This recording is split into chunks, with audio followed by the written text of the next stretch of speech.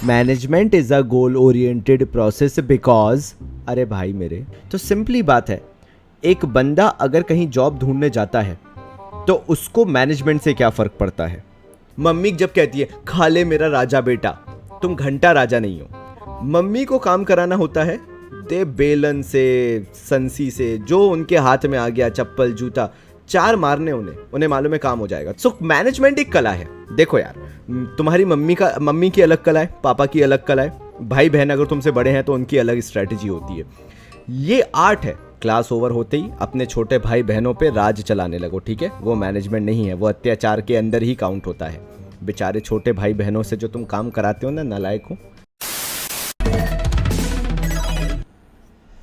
क्या बात है, आ गए हैं सब लोग। सब लोग हैं कि नहीं हैं यार? कैसे हैं सब लोग, बताइए जल्दी से। आज भगवान जाने क्यों मेरा कैमरा मेरा साथ नहीं दे रहा है। मैंने बेचारे को सेटिंग कर करके देख लिया, सब करके देख लिया, लेकिन बेचारा आज ऐसा लग रहा है खफा खफा चल रहा है मेरा कैमरा मेरे से। तो बताइए यार, कैसे हैं सब लोग, जल्दी बताइए, क्योंकि आज फाइनली हम बिजनेस स्टडीज़ चालू करने वाले हैं। एंड मैं इतना कुछ ऐसा, देखो, हवा नहीं बनाना चाहता बिजनेस स्टडीज़ को लेके, ठीक है? मेरा मेन फोकस है कि तुम्हें बिजनेस स्टडीज़ में मज़ा आए, तुम्हें बिजनेस स्टडीज़ करना अच्छा लगे, बर्डन ना लगे। एंड मैं कितना भी स्लो चलूँ, कितना भी कम तुम्हें करवाऊँ, लेकिन बिजनेस स्टडीज़ इट्स लाइक कि 4-5 महीने का सिलेबस है उसका मैक्सिमम, अगर बहुत स्लो जाते हैं। वरना करने को तो अगर अपन चाहें तो 1 महीने में बिजनेस स्टडीज़ पूरा कंप्लीट हो सकता है, मैं तुम्हें ये भी बता देता हूँ। सो परेशान मत होना बिजनेस स्टडीज़ को लेके, हम बहुत स्लो जाएंगे, क्योंकि अल्टीमेटली बिजनेस या तो एक बार आता है या तो कभी नहीं आता है। तो अगर जल्दबाजी करोगे तो समझ जाओ इस साल में तो नहीं बनेगा बिजनेस स्टडीज़, जो कि अपना उद्देश्य नहीं है। अपना उद्देश्य है कि अपन को बिजनेस स्टडीज़ पूरा समझ में आए, और उसके लिए हमें बहुत धीरे धीरे जाना पड़ेगा। सो तैयार हैं कि नहीं सब लोग, बताइए यार। एक्सट्रीमली एक्साइटेड, क्या बात है, क्या बात है, बहुत ही शानदार। अगर ऐसा है तो फिर तो हम मज़े करने वाले हैं आज।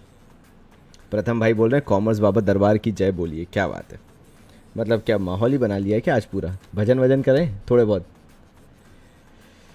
अच्छा, प्रणीता पांडा जी आ गए आप, क्या बात है प्रणीता जी, क्या बात है। मालपानी भाई भी यहीं पे हैं, हमारे प्रणव जूनियर भाई भी आ चुके हैं यार। बस आयुष भाई सब बढ़िया हैं, आप बताइए कैसा चल रहा है? बहुत एक्साइटेड हैं, क्या बात है, बहुत अच्छी बात है फिर तो अगर आप एक्साइटेड हैं तो। क्योंकि मैं है ना, बिजनेस स्टडीज़ को बोरिंग नहीं बनाता, मैं कोशिश करता हूँ कि जितना थोड़ा बहुत तो मैं बता सकूँ उतना ही बताऊँ, और उससे ज़्यादा कुछ नहीं। केशव भाई ने अपने बैकलॉग्स कंप्लीट कर लिए, फिर तो बहुत बहुत स्वागत है आपका भाई। तो यार चलो, आज मैं तुम लोगों को कुछ ड्राइंग बनवाऊंगा। सबके पास अपनी अपनी कॉपी, मतलब नोटबुक और पेन पेंसिल और तरह तरह के रंगीन कलर होने चाहिए। अगर आपके पास ये सब है तो हम बहुत अच्छे से चालू कर सकते हैं, और आप मेरे साथ सिर्फ नोट्स बनाएंगे, कोई डाउट नहीं, कुछ नहीं। सिर्फ आपको अपने नोटबुक पे ध्यान देना है, और जो मैं बोलता जाऊँ, जो मैं कहता जाऊँ, वो आपको सुनते जाना है। मैं जो आपको पढ़ाने वाला हूँ उसमें कोई डाउट नहीं आना, मैं जो आपको पढ़ाने वाला हूँ उसमें आपका कोई कमेंट करने की ज़रूरत नहीं है। तो चाहे तो फ़ोन को एकदम सामने रख दो, और बस जितना मैं पढ़ाते जाऊँ उस पर ध्यान देते जाओ, और कुछ भी नहीं। गुप्ता जी जी नमस्कार, आपका स्वीकार है भाई सबके लिए। Happy brothers day, happy brothers day to everyone भाई, to all awesome brothers around this globe India, जहाँ पे भी हो भाई, बहुत बहुत बधाइयाँ आपको ब्रदर्स डे की।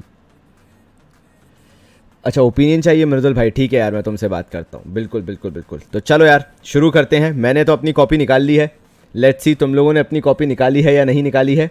बिल्कुल, अब चैट सेक्शन शांत हो जाना चाहिए, मुझे चैट सेक्शन में बिल्कुल भी बातें नहीं चाहिए अब।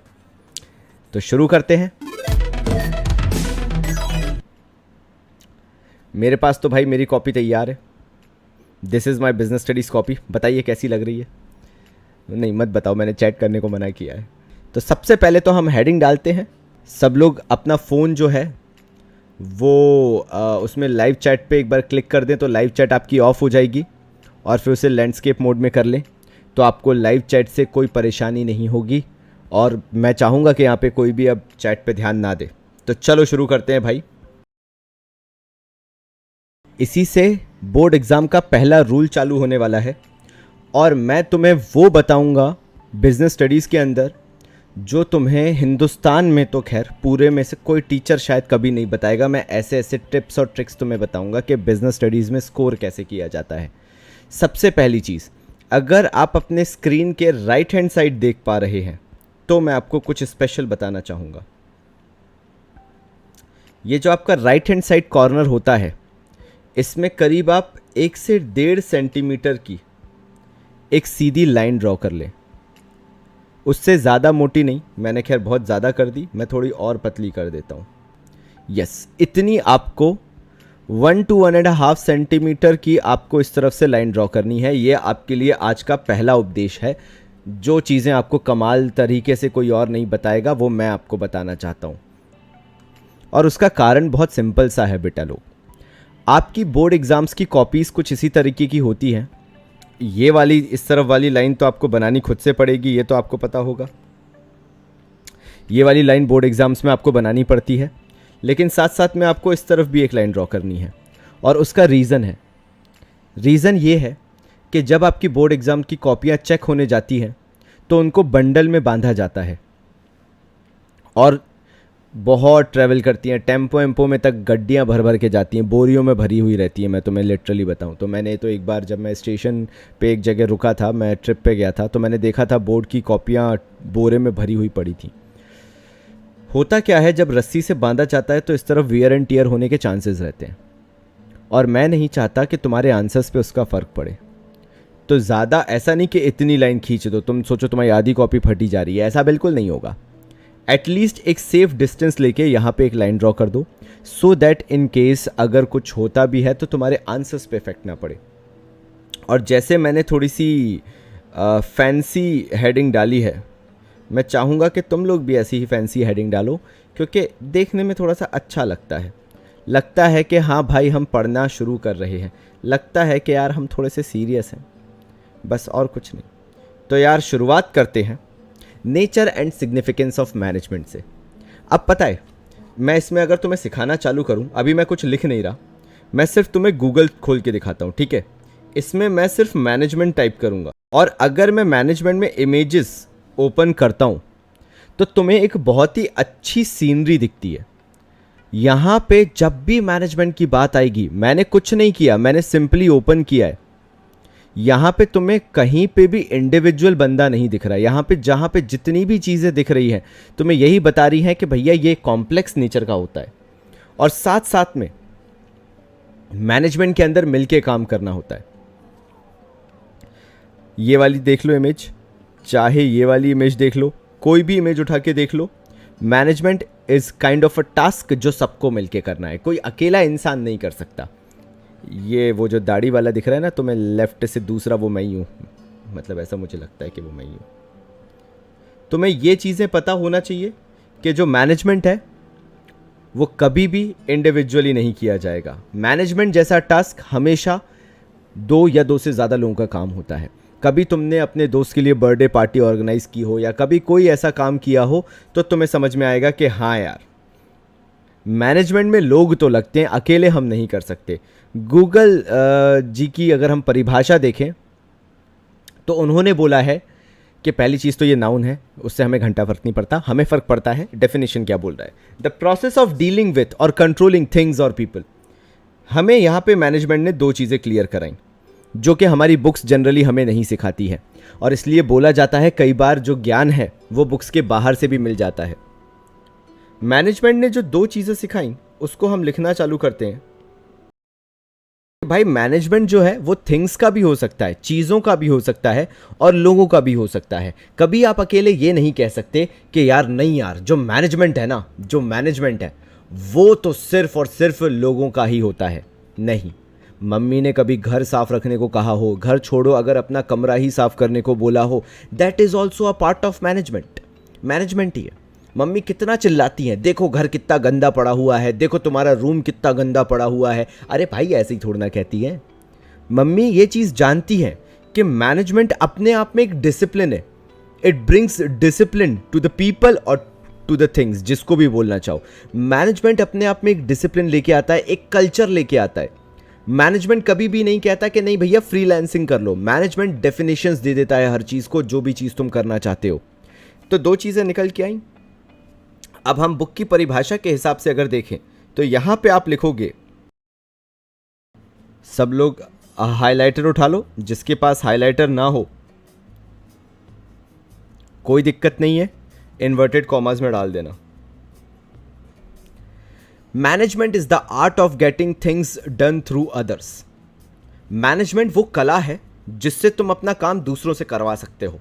इसका मतलब ये नहीं है कि तुम अभी क्लास ओवर होते ही अपने छोटे भाई बहनों पे राज चलाने लगो, ठीक है? वो मैनेजमेंट नहीं है, वो अत्याचार के अंदर ही काउंट होता है। बेचारे छोटे भाई बहनों से जो तुम काम कराते हो ना, नालायक हो, वो अभी भी वही कहलाता है अत्याचार। खैर मैं भी कराता हूँ, कोई तुम अकेले नहीं हो, मेरी बहन भी बहुत परेशान रहती है मेरे से। सो मैनेजमेंट एक कला है। देखो यार, तुम्हारी मम्मी की अलग कला है, पापा की अलग कला है, भाई बहन अगर तुमसे बड़े हैं तो उनकी अलग स्ट्रैटेजी होती है।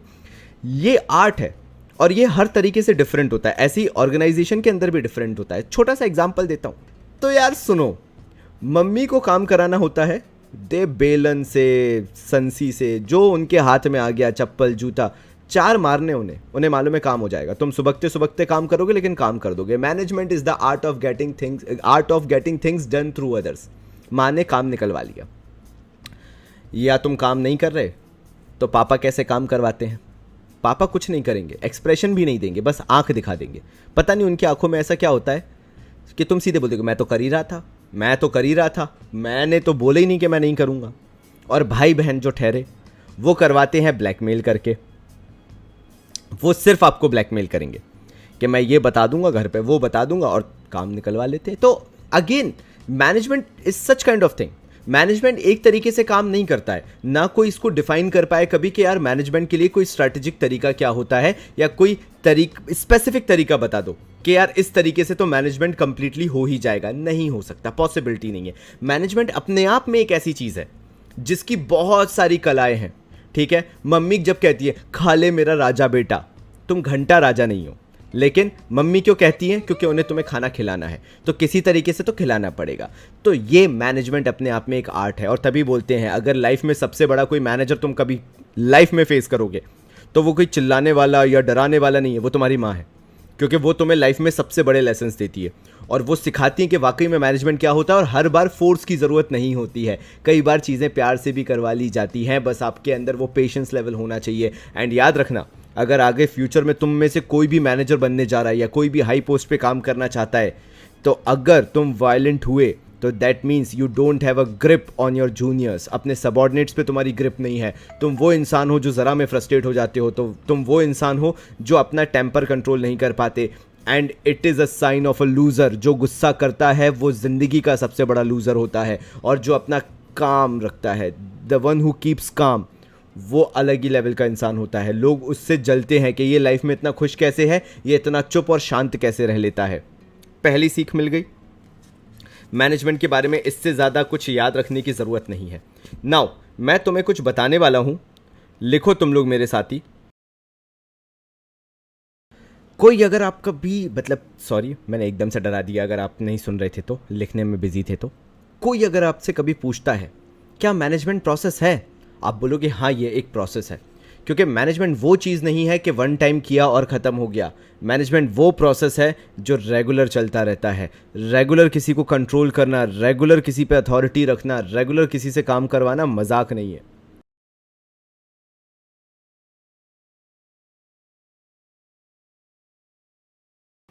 मैं पूरी उम्मीद करते हुए चल रहा हूँ कि सबके सब जो हैं वो नोट्स बनाते चल रहे होंगे। कमेंट करने की ज़रूरत नहीं है, यही माहौल बना रहना चाहिए और जो भी मैं आगे बताऊँ वो सुनते चलना है। सो मैनेजमेंट अपने आप में एक प्रोसेस है, क्योंकि मैनेजमेंट कभी भी वन टाइम एक्टिविटी हो ही नहीं सकता है। मैनेजमेंट वो एक्टिविटी है जिसे रेगुलरिटी से करना है। और वो कौन से फंक्शंस होते हैं मैनेजमेंट के जो रेगुलरली किए जाते हैं? Planning, organising, staffing, directing, controlling. अभी के लिए सिर्फ नाम याद रखने हैं, उससे ज़्यादा कुछ भी याद नहीं रखना है। सो आखिर मैनेजमेंट के ऑब्जेक्टिव्स क्या हैं? तो यहाँ पे मैं सेकंड ले रहा हूँ, बेसिक चीज़ ले रहा हूँ, कोई बहुत इंपॉर्टेंट टॉपिक नहीं है लेकिन तुम्हें पता होना चाहिए। तो भैया लिखो सब लोग, ऑब्जेक्टिव्स ऑफ मैनेजमेंट। आखिर मैनेजमेंट के ऑब्जेक्टिव्स क्या हैं, या अगर इसे हिंदी में लिखना चाहते हो तो लिख लो उद्देश्य क्या होता है। ऑब्जेक्टिव यानी उद्देश्य। आपका बिजनेस का जब एग्जाम होगा तो ये चीज़ समझ लेना कि आपको फेमिलियरिटी नहीं लगेगी बुक से अगर आप केस स्टडीज़ देखोगे, और आप साल भर इसी डिलेमा में रहोगे कि आपने जब बुक से पढ़ा है तो आपको केस स्टडी सॉल्व करने में प्रॉब्लम क्यों आ रही है या अभी भी टेस्ट देने में प्रॉब्लम क्यों आ रही है। सिंपल सा रीज़न, बिकॉज अगेन जो एक वाइब है वो क्वेश्चंस में बिल्कुल अलग है और जो आप पढ़ रहे हो उसमें बिल्कुल अलग है। तभी मैं आपको वो चीज़ें सिखा रहा हूँ जिनसे आपके आंसर्स या तो बन सकते हैं या तो बिगड़ सकते हैं। सो यहाँ पे जब ऑब्जेक्टिव्स ऑफ मैनेजमेंट की बात करें तो सबसे पहले बात आ जाती है ऑर्गेनाइजेशनल ऑब्जेक्टिव।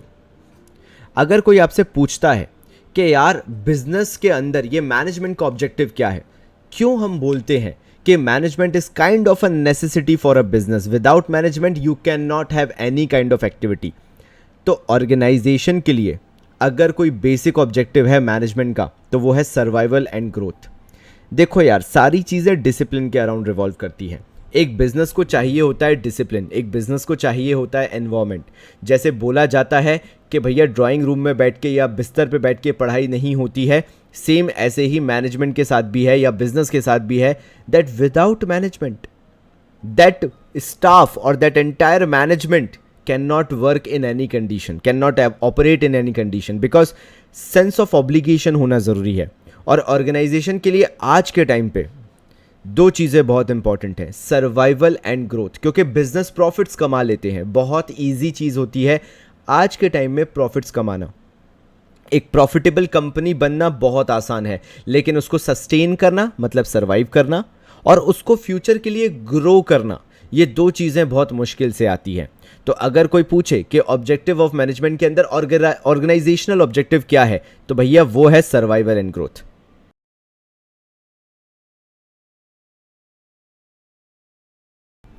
अब बात कर लेते हैं पर्सनल ऑब्जेक्टिव्स की। पर्सनल ऑब्जेक्टिव का मतलब है आखिर एक बिजनेस जब काम करता है तो वो पर्सनल ऑब्जेक्टिव्स को कैसे लेके चलता है, या एक मैनेजमेंट जो है वो पर्सनल ऑब्जेक्टिव्स को कैसे लेके चलता है, या मैनेजमेंट से जुड़े हुए पर्सनल ऑब्जेक्टिव्स क्या हैं। हमें समझ में नहीं आता ना यार ये पर्सनल ऑब्जेक्टिव का मतलब क्या हुआ। तो सिंपली बात है, एक बंदा अगर कहीं जॉब ढूंढने जाता है तो उसको मैनेजमेंट से क्या फ़र्क पड़ता है। उसका सीधा रिलेशन है उसको मिलने वाली वेजेस या उसको मिलने वाली सैलरीज से।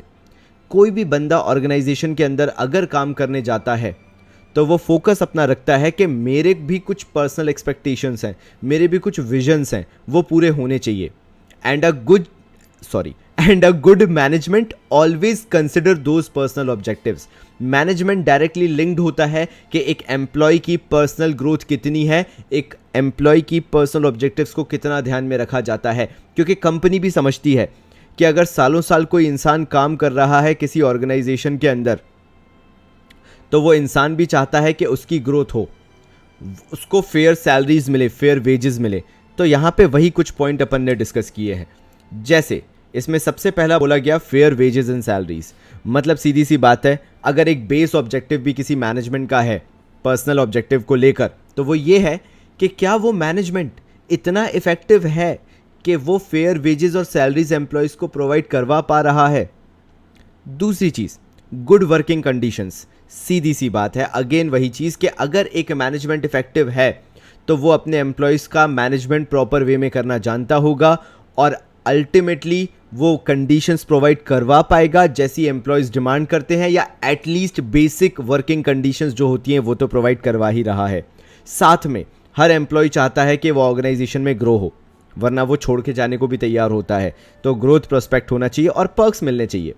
बिजली का बिल हो गया, हाउस रेंट अलाउंस हो गया, पेट्रोल का खर्चा हो गया, इंटरनेट का खर्चा हो गया। कई बार बिजनेस हाउसेज ये भी देते हैं एम्प्लॉयज़ को, सिंपली बिकॉज बिजनेस चाहता है कि मैनेजमेंट, अगर देखा जाए बिजनेस का, तो वो मैनेजमेंट एम्प्लॉयज़ को फैमिली का पार्ट फील कराए। मैंने देखा है पुणे साइड आज के टाइम पे काफ़ी सारी ऐसी फर्म्स है, क्योंकि पुणे और बैंगलोर साइड ये जो है ये हमारा आईटी हब कहलाने लगा है आज के टाइम पे। यहाँ पे काफ़ी सारी ऐसी कंपनीज काम कर रही है। मैं स्पेशली HSBC का एग्जांपल देता हूँ, चाइनीज़ कंपनी है ऑल दो, बट वहाँ पे काम करने वालों की वाही वाही है, क्योंकि उनके पास बेस्ट वर्किंग कंडीशंस हैं। चेक मार्क, सही चीज़ है। Fair wages and salaries ultimate, अगर आपके अंदर टैलेंट है और वो कंपनी टैलेंट पे जाती है, बेस्ट है। ग्रोथ प्रोस्पेक्टस, अगर आप कहीं और अप्लाई करते हो और कंपनी को बताते हो कि मैं टैलेंटेड हूँ, मैंने आपकी कंपनी को इतना फ़ायदा पहुँचाया और मेरे को दूसरी कंपनी इतना ऑफर कर रही है, वो आपको ऐसी ग्रोथ दे देंगे। अगर वैसे आप ग्रोथ कर रहे हो वैसे भी दे देंगे, लेकिन अगर नहीं, इन केस अगर आप जाते भी हो बात करने, आपको मिलेंगे। पर्क्स की तो बात ही मत करो। जो भी पार्टीज तुमने ड्रीम की है कि यार नहीं यार कॉलेज में आके तो और ये आके तो भयंकर पार्टीज वगैरह करेंगे, छोड़ो, अभी मत करो। जॉब करो, अपना पैसा कमाओ और फिर जितनी पार्टीज करनी है करो। ये पर्क्स आपको बड़ी बड़ी कंपनीज देती हैं अगर आप अच्छी पोजीशन में हो और अच्छी कंपनी में हो, इंटरनेशनल कंपनीज में हो, मल्टीनेशनल कंपनीज में हो। ये आपको फ़ायदा है एक अच्छी जगह काम करने का। और अगेन हम इसलिए तो काम करते हैं ताकि हमारी भी ग्रोथ हो, ताकि हमें भी लगे हम ग्रो कर रहे हैं, और ये सब प्रोवाइड कराता है हमें हमारा मैनेजमेंट। सो अगेन मैनेजमेंट को दो पर्सपेक्टिव से देखना पड़ रहा है। पहला खुद की ग्रोथ, दूसरा वहाँ जो काम करते हैं लोग उनकी ग्रोथ, क्योंकि दोनों में से आइदर और अगर हो गया, एक भी अगर कहीं चला गया तो ऑर्गेनाइजेशन नहीं चल पाएगी, क्योंकि organisation runs by the people and if people are not satisfied obviously organisation का डाउनफॉल चालू हो जाएगा। ठीक है, तो नेक्स्ट पेज पे आते हैं और श्री गणेश करते हैं। आई नो आपने पहले पढ़ लिया होगा, लेकिन मैंने नहीं पढ़ाया है, तो मैं तो ये मान के चल रहा हूँ कि तुम्हें कुछ भी नहीं आता है और बिजनेस मैंने ही पढ़ाना चालू किया है। सब लोग मेरे साथ नेक्स्ट हेडिंग डालना चालू करो। भाइयों, अगर तुम वीडियो में यहाँ तक आ गए हो ना, तो thank you so much for supporting me. मैं इससे ज़्यादा वैसे कुछ चाहता नहीं हूँ, लेकिन अगर तुम्हें लगता है कि मैं तुम्हारे इन स्टडीज़ में कहीं ना कहीं तुम्हें बहुत ज़्यादा सपोर्ट कर रहा हूँ, तुम्हें लगता है कि मैं उस लेवल पे तुम्हें लेके आ रहा हूँ जहाँ पे तुम्हें वाकई में ये क्लासेस फ्रूटफुल लग रही है, तो एक और अनाउंसमेंट तुम्हारे लिए यहाँ बीच में है। ब्रेक भी हो जाएगा, मेरी बात भी सुन लोगे। अगर तुम चाहो तो सीबी फैमिली का पार्ट बन सकते हो। उसमें तुम्हें ये जो 1 महीने का पूरा कंटेंट है ना, ये जो सारे वीडियोस हैं पूरे 1 मंथ के, ये तुम्हें पूरे इकट्ठे मिल जाया करेंगे और तुम्हारी 1 महीने की पढ़ाई भी पूरी इकट्ठी हो जाएगी। तुम जब चाहे तब देख सकते हो, ये वीडियो आराम से देख सकते हो। तुम्हें एडवांस में मिल जाया करेंगे जैसे ही मंथ चालू होगा। जैसे ये जून का मंथ है तो तुम्हें जून का पूरा कंटेंट मिल जाएगा। दूसरी चीज, यहां पे जो इस सीबी फैमिली का व्हाट्सएप ग्रुप बनेगा, ये व्हाट्सएप ग्रुप बहुत छोटे छोटे रहेंगे। इसमें कुछ ही लोग इकट्ठे होंगे, may be 50, may be 60, may be 70 students या 70 मेंबर्स रहेंगे, जो एक बहुत छोटा सा ग्रुप रहेगा जिसके अंदर तुम कभी भी इंटरेक्ट करके अपनी डाउट सॉल्व कर सकते हो। और जितनी भी लड़कियां हैं उनके लिए एक न्यूज़ है कि तुम्हारे लिए गर्ल पार करके एक अलग से ग्रुप बनता है जिसमें तुम आराम से डिस्कशंस कर सकते हो, फील सेफ कर सकते हो कि यार नहीं यार, मुझे कोई ऐसा नहीं है, कोई मतलब अजीब सा लड़का नहीं है जो बिना बात के छेड़ रहा है, अजीब सी बातें कर रहा है। तो एक गर्ल पावर ग्रुप है, वहां पे तुम आराम से तुम्हारे सीनियर से भी इंटरेक्ट कर सकते हो। उसके अलावा तुम्हें डिस्कॉर्ड पे स्पेशल पावर मिलेगी। अब ये डिस्कॉर्ड क्या है? डिस्कॉर्ड एक ऐसी जगह है जहां पे तुम अपना पैशन, जो तुम्हारे ड्रीम्स हैं या जो तुम्हें लगता है कि तुम्हें आगे परस्यू करना है, उस रिलेटेड तुम अपने डिस्कशंस कर सकते हो।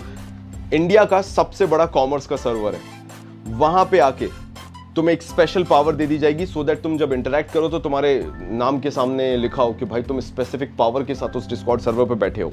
और साथ ही साथ में तुम्हारे पास नोट्स होंगे, जो टेस्ट शीट्स आया करेंगी वो तुम्हारे पास रहेंगी उन स्पेसिफिक चैप्टर्स की। ये पूरा कंटेंट तुम्हें मिलेगा सीबी फैमिली में। अब ये सीबी फैमिली का सब्सक्रिप्शन तुम्हें मिलेगा कहां से? कुछ नहीं करना है, तुम्हें गूगल प्ले स्टोर पे जाना है, वहां पे कॉमर्स बाबा ऐप मिलेगी, डाउनलोड करो। जब कॉमर्स बाबा ऐप डाउनलोड हो जाए तुम रजिस्टर कर लो खुद को, वहां पे स्टोर सेक्शन पे जाना, तुम्हें सीबी फैमिली मिल जाएगा, जाके उसमें एनरोल करा लेना। ये सारे पर्क्स तुम्हारे हैं। आगे बढ़ते हैं। बाबा जी की टिप नंबर 2 यहाँ पे चालू होती है और वो ये है कि जब भी आप features, natures, characteristics, limitations, advantages, disadvantages या कुछ भी लिखते हो, उसमें आपको कभी भी याद रखना 1 2 3 4 5 6 नहीं लिखना है। आपको रोमन नंबर्स का भी यूज़ नहीं करना है, आपको यूज़ करना है ABCD का। कारण मैं आपको बताता हूं। देखो भाई, अधिकतर जो हमने देखा है टीचर्स को, अब तुम लोग ओवर स्मार्ट हो, मैं तुम्हारी बात ही नहीं कर रहा क्योंकि तुम्हें ये चीज़ इलॉजिकल लगेगी, लेकिन मैं टीचर पर्सपेक्टिव से बता रहा हूँ। आप उनकी साइकोलॉजी के साथ खेल सकते हो।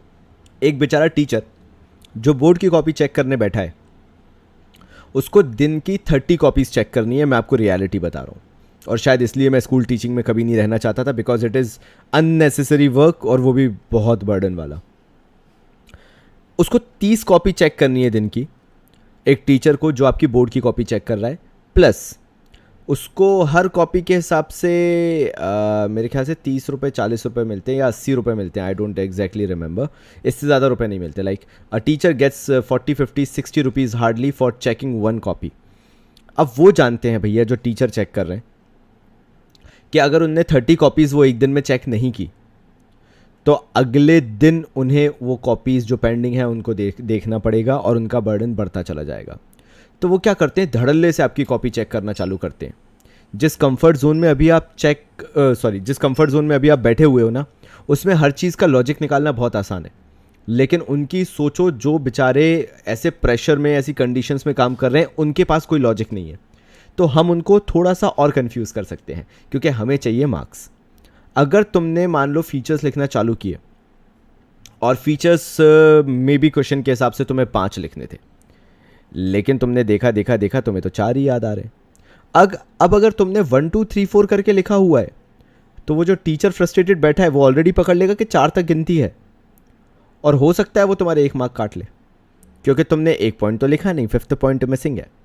लेकिन अगर तुम ABCDEF लिख रहे हो तो वो कभी भी काउंट करने नहीं बैठेगा कि A = 1, B = 2, C = 3 होता है। हाँ, हमें मालूम है E = 5 होता है, हाँ हम इतने होशियार हैं, लेकिन वो टीचर नहीं जिसके सर पे 30 कॉपियों का लोड है। उसे लगेगा नहीं बढ़िया लिखा है, भरा भरा लग रहा है, उसने सब लिखा हुआ है, दिख रहा है, सब देखने में अच्छा लग रहा है, दे दो मार्क्स दे दो। So you get an upper as. मैं ये नहीं कह रहा ये हर बार वर्क करता है, लेकिन गॉड सेक अगर एक बार भी काम कर गया तो तुम्हारी तो जान बच गई ना, तुम तो क्लेवर हो गए ना। बुराई तो है नहीं स्मार्ट होने में, चाहे उसका फ़ायदा मिले चाहे ना मिले। सो आज से हम लोग जो भी ये लिखेंगे पॉइंट्स, उनको कभी भी 1 2 3 4 करके नहीं लिखेंगे, रोमन नंबर्स में नहीं लिखेंगे, हर बार ABCDEF करके लिखेंगे, सो दैट टीचर को कभी क्लियर इंडिकेशन मिल ही नहीं पाए कि हमने कितने पॉइंट लिखे हैं। और साथ में कभी भी अगर feature, nature, characteristic, importance, disadvantages वाले क्वेश्चन आते हैं तो कंक्लूजन ज़रूर लिखो ताकि और कंफ्यूज रहे सामने वाला और आंसर बड़ा बड़ा लगे। ठीक है, आगे बढ़ता हूं। सबसे पहले पॉइंट पे आते हैं, management is a goal oriented process.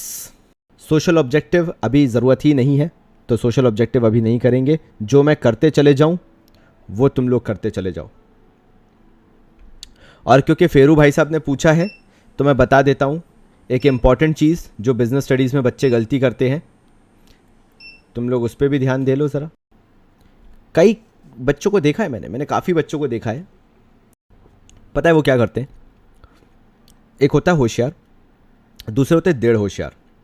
अब वो डेढ़ होशियार क्या करेंगे, ऐसे ऐसे लोगो बनाते थे, मतलब ऐसे ऐसे मार्क्स बनाते हैं, बुलेट पॉइंट बनाते हैं। देखो ज़रा, या तो वो ये बनाएंगे, ठीक है, तारा सितारा कहते हैं इसे हम हमारी भाषा में, या तो वो शिल्पा बिंदी बनाते हैं। आई नो आप शिल्पा बिंदी जानते हो क्या होता है, ठीक है। या फिर वो एक ये अजीब सा कुछ बनाते हैं ऐसा, और क्या बनाते थे ये लोग, हैशटैग, या वो हैशटैग बना के लिखते हैं। और कुछ भैया और दीदियाँ और क्रिएटिव होते हैं, वो उंगली बनाती, ये देख रहे हो मेरी उंगली देख रहे हो तुम, देखो ऐसे, वो ये उंगली बनाएंगी, देखना। What the hell is this, क्या है ये, क्यों बनाते हो ऐसी हरकतें, क्यों करते हो, ये बना देंगे, ठीक है। अब तुम्हें पता है क्या नहीं पता है इसमें, एक लास्ट ये भी होता है, इंद्रधनुष मतलब तीर भी होता है ये। अब तुम्हें नहीं पता क्योंकि तुम बच्चे और तुम्हें कोई सिखाने वाला है नहीं।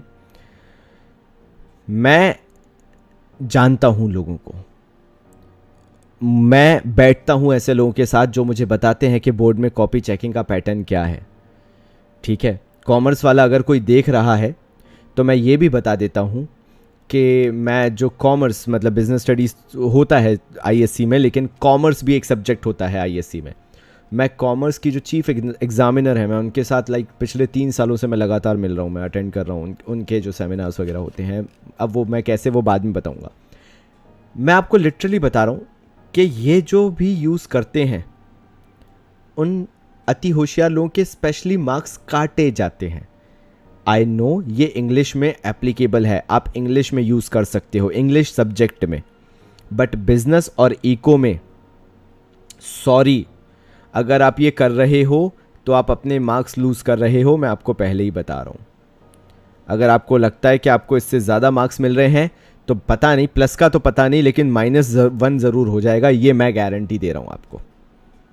ये चित्रकारी नहीं चलेगी, ये इंद्रधनुष नहीं चलेंगे। आपको पॉइंटर्स को पॉइंटर्स की तरह लिखना है, उनको नाम देना है, आइदर 1 2 3 4, या तो 1 2 3 4 5 करके लिखो, या तो ये वाला रोमन यूज कर लो, या फिर वही 1 2 ये वाला रोमन यूज कर लो भाई, या फिर क्लेवर हो जाओ, ABCDE यूज कर लो। मेरे हिसाब से तो ABCDE बेस्ट होता है, तो आपके ऊपर है, लेकिन ये कभी यूज मत करना, इसके मार्क्स तो जाएंगे, क्योंकि इस तरह से पॉइंट नहीं बनाए जाते हैं, अलाउड ही नहीं है। और यही तो मैं बिजनेस में सिखाने आया हूं। तुम्हें पता करना है कि भाई कैसे मार्क्स मैं खोता हूं, या कैसे तुम लोग मार्क्स खोते हो, तो मैं तुम्हें बताने आया हूं कि भाई मार्क्स ऐसे खोए जाते हैं, मैंने बता दिया। अगर तुम अभी भी करोगे तो भैया देख लो, फिर तुम कुछ नहीं कह सकते, फिर अलाउड तो नहीं है ना। एक और गलती बच्चे क्या करते हैं, बच्चे बहुत मतलब उन्हें बिल्कुल जगह तो बचा के चलना है। तुम अभी ये नहीं देख रहे कि मैंने जो हेडिंग डाली है और मैंने जो ये पॉइंट डाला है, इसके बीच एक लाइन का डिफरेंस है। लाइन छोड़ना ज़रूरी है, जो कि नहीं करते हैं। फिर तुमने हेडिंग डाल दी, इसके बाद अगेन एक लाइन छूटेगी जो भी तुम लिखना चालू करोगे। अगर तुमने लाइन नहीं छोड़ी तो तुम काम नहीं कर सकते, और अगेन तुम्हारे मार्क्स कट होंगे।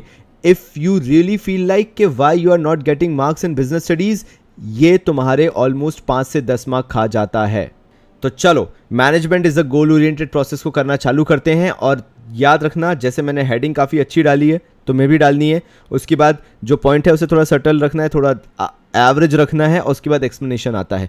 एक्सप्लेनेशन में मैं आपको सिर्फ कुछ की पॉइंट्स बताने वाला हूँ, ध्यान देना इसके अंदर, क्योंकि अभी अपन पॉइंटर्स बना सकते हैं, अभी अपन नोट्स बना रहे हैं, सो अपन कुछ भी करके लिख सकते हैं, कोई अपन को डांटेगा नहीं, कोई अपने मार्क्स नहीं काटेगा, ठीक है। तो अभी सिर्फ अपन पॉइंटर्स बना रहे हैं। अब अपन याद कैसे करेंगे इसको, देखो यार, बिल्कुल सेंटर में लिखना चालू करो। पर्पसफुल एक्टिविटी है पहली चीज आपको लिखना है, यानी मैनेजमेंट कभी भी होगा तो उसके पीछे एक पर्पस होगा, उसके पीछे एक विजन होगा, तभी वो काम किया जाएगा।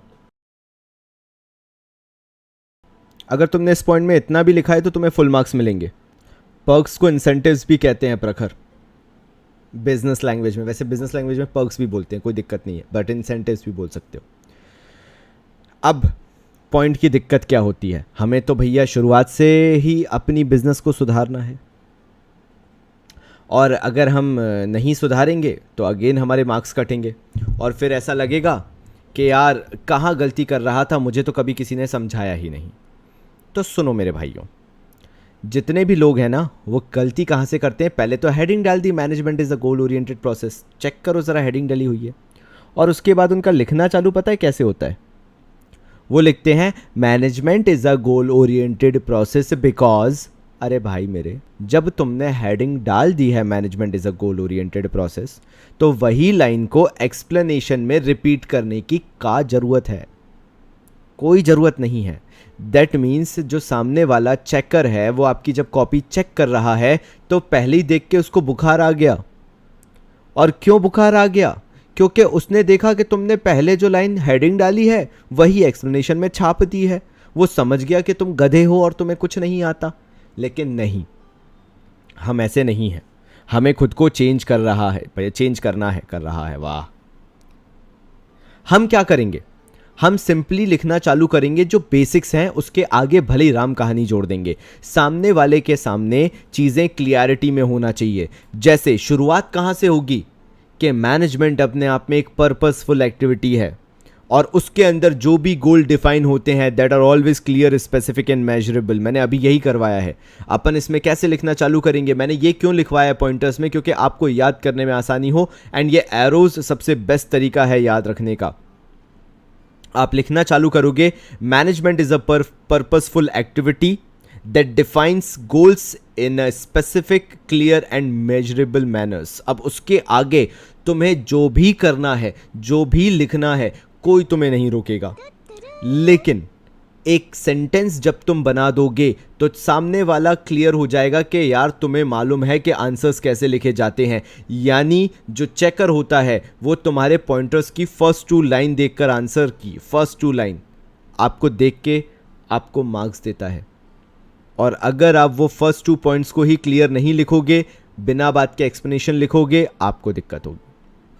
सो मैंने फिर से सिखा दिया है, आपको इसके अंदर कुछ याद नहीं रखना। मैनेजमेंट गोल ओरिएंटेड क्यों है? क्योंकि पर्पसफुल एक्टिविटी है, और गोल जो होता है 3 तरह से होना चाहिए, क्लियर होना चाहिए, स्पेसिफिक होना चाहिए, मेजरेबल होना चाहिए। ये याद रह गया, आपका पहला वाला पॉइंट बिल्कुल क्लियर है। ठीक है, आगे बढ़ते हैं, सेकेंड पॉइंट पे आता हूं मैं।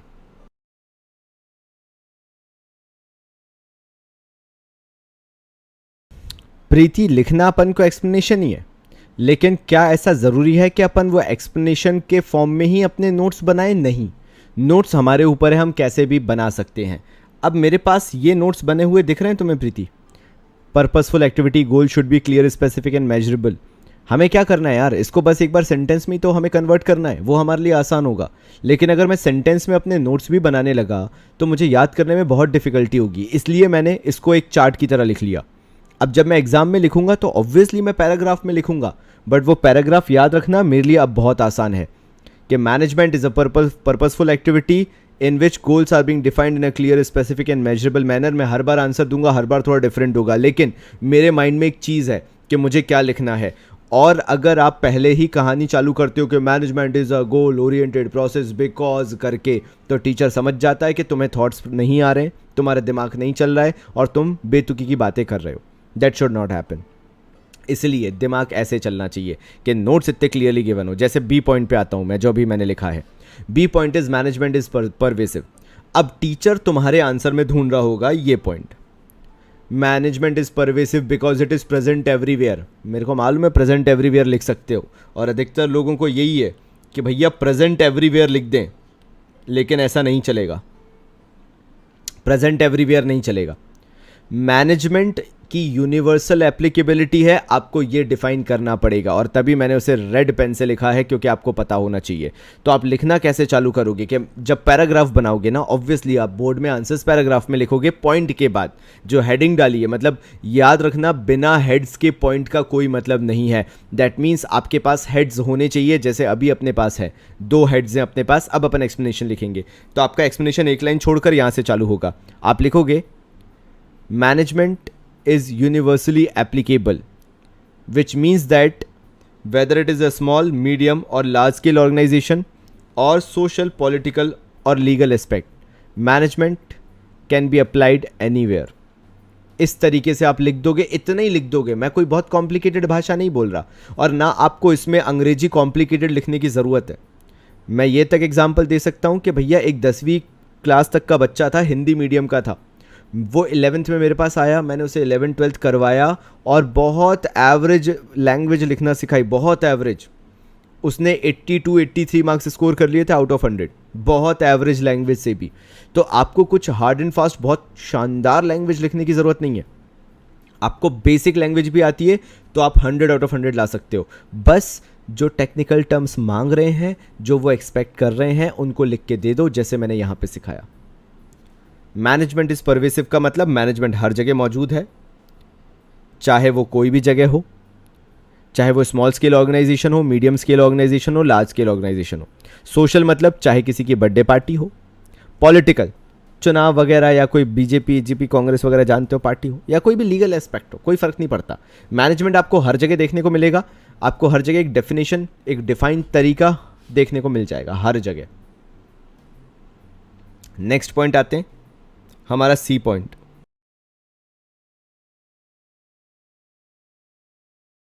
जी, ABC पॉइंट के बीच में हमेशा लाइन छोड़ें। एक लाइन छोड़ना, एक लाइन छोड़ना जिंदगी का मोटो बना लो। एक लाइन छोड़ना है, एक लाइन छोड़ना है। कुछ भी स्पेसिफिक लिखो, कंटिन्यूटी को तोड़ने के लिए एक लाइन छोड़ दो, कंटिन्यूटी को तोड़ने के लिए एक लाइन फिर से छोड़ दो। चलो यार, यहां पे समझाना चालू करता हूं मैं तुम्हें। Management is multi dimensional. Multi dimensional का मतलब क्या होता है? एक तरीके से देखा जाए तो भैया मैनेजमेंट है मल्टी टैलेंटेड। मल्टी टैलेंटेड का मतलब क्या हुआ? तुमने सुनी होंगी कहानियाँ कि यार एक इंसान एक ही काम कर सकता है या 10 काम भी कर सकता है, ऐसी मैनेजमेंट के साथ है। मैनेजमेंट अपने बारे में बोलता है कि हम जो हैं, हम सिर्फ एक ही चीज़ में डील नहीं करते हैं कि यार सिर्फ एक ही चीज़ है कि हमें तो बस काम देखना है। नहीं, मैनेजमेंट वर्क का भी होगा, लोगों का भी होगा और ऑपरेशन का भी होगा। वर्क का मतलब हो जाता है, सिंपली बात कर रहे हैं वो, कि जो भी काम किया जाता है उसको स्पेसिफिकली डिफाइन करना ज़रूरी है। लोगों का मतलब है स्टाफिंग से, कि आप मैनेजमेंट लोगों का इस तरीके से करते हैं कि आप चाहते हैं कि आपके ऑर्गेनाइजेशन के अंदर सही लोग आए, क्वालिफाइड लोग आए, और वो लोग आए जो मैनेजमेंट को समझ सकते हैं, वो लोग जो जानते हैं कि मैनेजमेंट क्या होता है, वो जो जानते हैं कि डिसिप्लिन से काम कैसे किया जाता है। और management of operation, management of operation ultimately ये कहता है कि आप कैसे अपने इनपुट्स को आउटपुट में कन्वर्ट करते हैं। क्या आपका वो मोमेंटम है जिससे आपके गुड्स जो है मार्केट में रेगुलरिटी में अवेलेबल रहते हैं? क्या आपकी वो कैपेसिटी है कि आपका कभी भी मार्केट में डेफिसिट नहीं होता है, मार्केट में डिमांड बनी रहती है आपके गुड्स के, जो भी आप मार्केट में प्रोड्यूस करके सेल आउट कर रहे हो? तो management of work, management of people and management of operation, यानी काम भी देखोगे, लोगों को भी देखोगे। तभी तो मैंने शुरुआत में आपको लिखवा दिया था, जब अपन ने शुरुआत की थी इस चैप्टर की, तो मैंने आपको 2 चीजें सिखाई थी मेरे भाइयों। मैनेजमेंट ऑफ थिंग्स, थिंग्स का मतलब ही होता है कि आपका काम, आपका ऑपरेशन। और मैनेजमेंट ऑफ पीपल, यानी मैनेजमेंट ऑफ पीपल तो भैया सीधे सीधे लिखा हुआ है सेकंड पॉइंट में हमारे। आजा भाई, आजा आजा, ये लिखा हुआ है मैनेजमेंट ऑफ पीपल, यानी मैंने तुम्हें शुरुआत में ही सिखा दिया था। तो मैनेजमेंट ऑफ वर्क और मैनेजमेंट ऑफ ऑपरेशन में अगर तुम लोग को डिफरेंस जानना है, तो मैनेजमेंट ऑफ वर्क में बोला जाता है कि बात कर रहे हैं आपके गोल्स की, कि आपको गोल्स क्या अचीव करने हैं। और मैनेजमेंट ऑफ ऑपरेशंस में बोला जाता है कि आप इनपुट्स को आउटपुट में कैसे कन्वर्ट कर रहे हैं, ये आपको देखना होता है। So this is management. एक कहानी मुझे बहुत अच्छी सी याद आई, तो मैंने कहा तुम्हारे साथ शेयर करूं। एक टाइम पर लेज जैसी कंपनी का मार्केट में बहुत बड़ा शेयर था। मतलब तुम लोगों ने कभी सोचा भी नहीं होगा इतना ज़्यादा लेज को इंडिया में पसंद किया जाता था और अंकल चिप्स को पसंद किया जाता था। और मैंने वो एरा देखा है जब यार लेज जो है वो नए नए फ्लेवर्स लेके आ रहा है या नई नई स्ट्रैटेजी लेके आ रहा है, मार्केट में पैसा इन्वेस्ट कर रहा है। लेकिन धीरे धीरे धीरे धीरे धीरे मैंने देखा कि लेज जो है वो अपनी होल्ड कहीं ना कहीं मार्केट से छोड़ते जा रहा है। नाउ आज के टाइम पे अगर देखा जाए तो Lay's is just another product sitting in the shelves in the shops. एक जस्ट नेक्स्ट प्रोडक्ट है कि मैं अगर किसी भी मीडियोकर किराने की दुकान पे जाता हूं तो मुझे वहां पे लेज रखे हुए दिखेंगे, even though I want to, but मैं ज़्यादातर उसे परचेज नहीं करूंगा, because being a consumer I am looking for new options. Lay's ने कहीं ना कहीं अपना गोल जो है वो ख़त्म कर दिया, या गोल जो है, विजन जो है वो ख़त्म कर दिया इंडिया जैसे मार्केट के लिए। ना ऐसा नहीं है कि लेज जैसी कंपनी नए गुड्स नहीं बना रही है या नए चिप्स नहीं बना रही है, लेकिन वो इंडिया को पोटेंशियल मार्केट नहीं देखती है। वो सोचती है कि यार ठीक है, हम बना रहे हैं, हम बाहर के फॉरेन मार्केट्स में बेचेंगे क्योंकि वहाँ पे हमें प्रोग्रेस और ग्रोथ ज़्यादा मिलती है, और अब वो वहीं पे बेच रहे हैं। आज के टाइम पे वो लोग यहाँ पे नहीं बेच रहे हैं इंडिया में। उनको लगता है कि इंडिया एक ऐसा मार्केट है जिसे चीप में चिप्स दे दो, खत्म कहानी, क्योंकि कंपटीशन बहुत बढ़ रहा है। और लेज जानता है कि अगर उसको नया प्रोडक्ट लॉन्च करना है तो मतलब उसमें ज़्यादा पैसा इन्वेस्टमेंट और प्रॉफिट मार्जिन कम। तो लेज ने काम करना ही छोड़ दिया है। जो आप थोड़े बहुत आए गए, आयाराम गयाराम जो मार्केटिंग देखते हो और बोलते हो यार अभी नया नया पैकेजिंग आया, लेज का ये आया, थोड़ा बहुत इन्वेस्टमेंट होता है ताकि बिजनेस अप एंड रनिंग रहे, मार्केट सस्टेन करके रखो, लेकिन उन्होंने एफर्ट डालना छोड़ दिए हैं। और यहीं पे मेरा पॉइंट था, मैनेजमेंट ऑफ वर्क। लेज ने अपने वर्क का मैनेजमेंट जो है, यानी जो गोल या विजन वाला जो मैनेजमेंट है, लेज ने बिल्कुल डाउन करके रख दिया इंडिया में। लेज का कहना है let's retain the market share we are having, उससे ज्यादा हमें कोई लेना ही देना नहीं है मार्केट से। छोड़ दो, जो चल रहा है चलने दो, हमें लेना देना है फॉरेन मार्केट से, हमें वहां पे एस्टेब्लिश करना है खुद को, यहां पे जो होगा जैसा होगा देखा जाएगा, हमें कोई लेना देना नहीं है।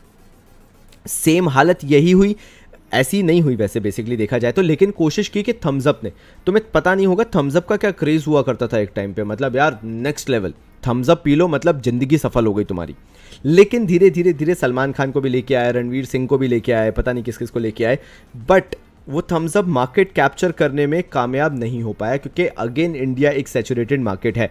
Management of work again possibility उतनी अच्छी नहीं हो पाई, ऑल्दो उनका मैनेजमेंट ऑफ ऑपरेशन बहुत अच्छा था, मार्केट में हमेशा गुड्स अवेलेबल थे, management of operation was quite good, अभी भी चले जाओ थम्स अप अभी भी मिल जाएगी, लेकिन मैनेजमेंट ऑफ वर्क अच्छा नहीं था, उनकी स्ट्रैटेजीज अच्छी नहीं थी, उनका काम करने का तरीका अच्छा नहीं था, वो एक तरीके से खुद को ही खो बैठे थे और उनका मार्केट शेयर खत्म हो गया। ये मैनेजमेंट ऑफ वर्क होता है कि आप अगर अपने गोल्स को सही से डिफाइन नहीं करते हो, अगर आप अपने गोल्स को लॉजिकली डिफाइन नहीं करते हो तो आप मार्केट शेयर खोने लगोगे और अल्टीमेटली आपके पास कुछ नहीं बचेगा। फिर आ जाते हैं management is a continuous process. जल्दी से नेक्स्ट लिखो फटाफट। डी पॉइंट आ जाते हैं हमारा।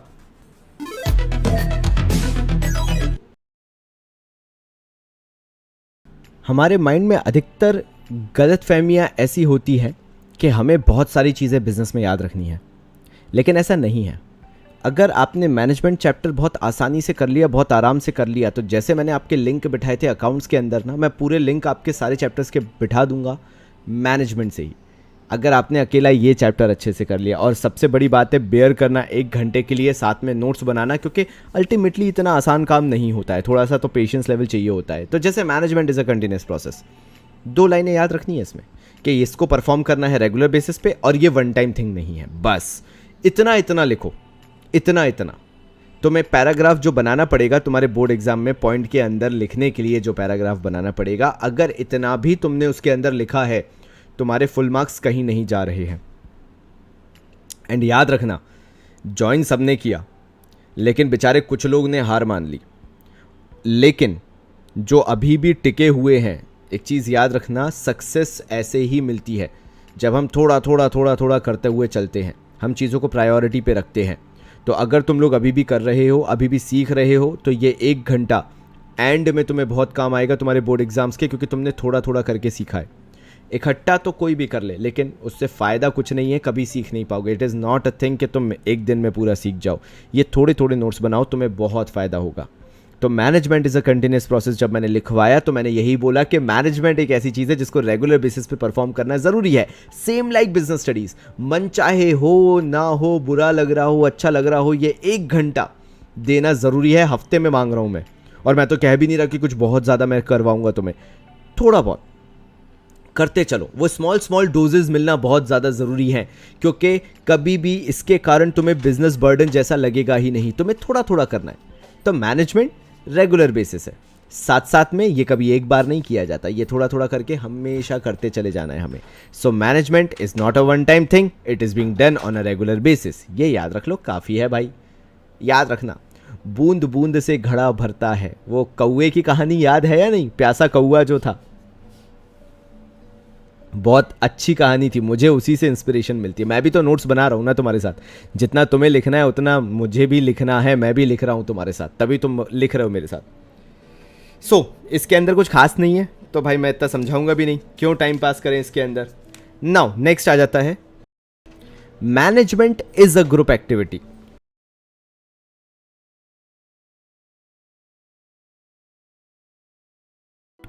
The level of satisfaction that you get while preparing these kind of notes, एक अलग ही फीलिंग है यार, एक अलग ही फीलिंग है, नेक्स्ट लेवल लगता है। मल्टी डायमेंशन समझ में नहीं आया? मल्टी डायमेंशन का मतलब है मैनेजमेंट हर जगह प्रेजेंट है, मैनेजमेंट हर जगह प्रेजेंट है। अगर तुम्हारे घर में साफ सफाई है, मैनेजमेंट है। अगर स्वच्छ भारत अभियान आप देख रहे हैं, वो मैनेजमेंट है कि बाहर भी सफाई रखो। अगर आप लोगों को लाइन में खड़ा देख रहे हैं सामान खरीदने के लिए, मैनेजमेंट है। अगर एक ऑफिस में जाके आप बैठते हैं और सब चुपचाप अपना काम कर रहे हैं, मैनेजमेंट है। अगर एक मंदिर में भक्ति पूर्वक सब लोग पूजा कर रहे हैं, या किसी भी धर्म स्थल पे लोग पूजा कर रहे हैं, चारों तरफ शांति है, मैनेजमेंट है। हर जगह मैनेजमेंट प्रेजेंट है, उससे फ़र्क नहीं पड़ता छोटा या बड़ा, सोशल या लीगल या टेक्नोलॉजिकल, कुछ भी हो, हर जगह मैनेजमेंट है। मैनेजमेंट ऑफ पीपल में यार मेरे भाई आशीष, मैंने तुम्हें मैनेजमेंट ऑफ पीपल के लिए बहुत शानदार चीज़ बताई थी कि मैनेजमेंट ऑफ पीपल में हम पर्सनल ऑब्जेक्टिव अचीव करना सिखाते हैं, कि उनको फेयर वेजेस, सैलरीज मिलनी चाहिए, अच्छी वर्किंग कंडीशन मिलनी चाहिए, ग्रोथ प्रोस्पेक्ट मिलना चाहिए, पर्क्स मिलने चाहिए।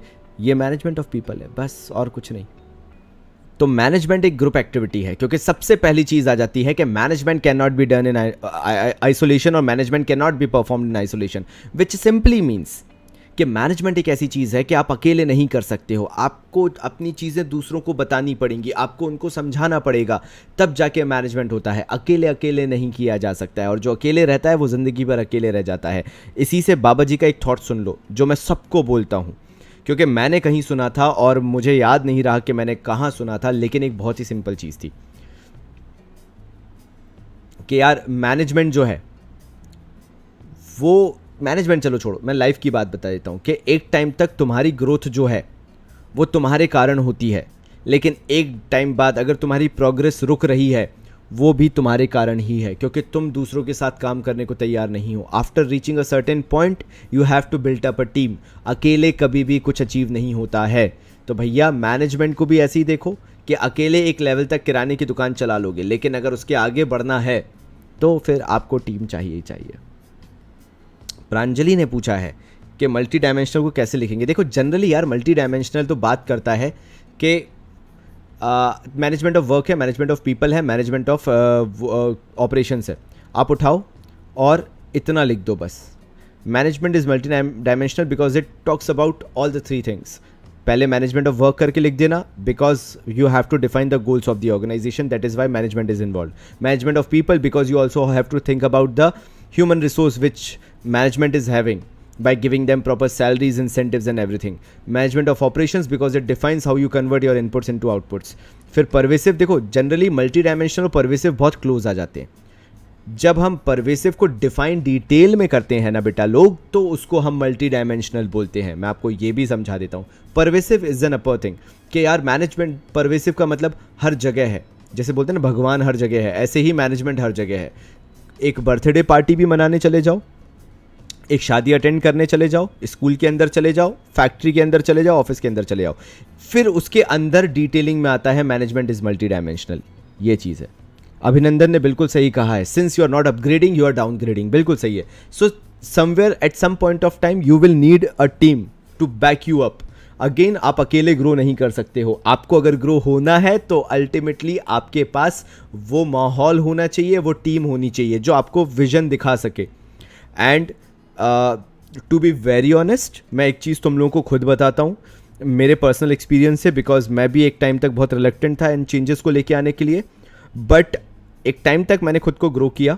बट आज अगर मेरी सक्सेस के पीछे कोई है तो वो मेरी टीम है।